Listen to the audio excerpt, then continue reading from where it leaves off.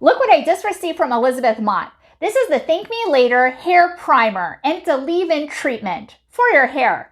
And it works so fabulously. This strengthens, conditions, and smooths your hair. And it's also very lightweight. It doesn't have that heavy feeling, and it's also not oily too. You're supposed to use this on damp hair, and then you can condition and style it as usual.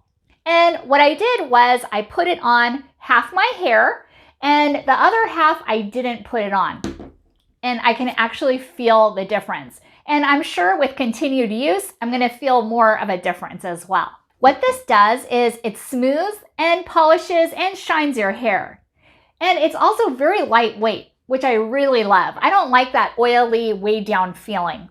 And let me show you a close-up of what the cream looks like. Here's a close-up of the bottle.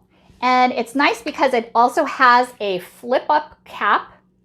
And this is what the product looks like.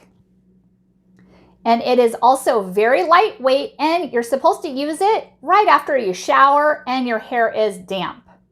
And then you just brush it through halfway to the ends and then style as usual.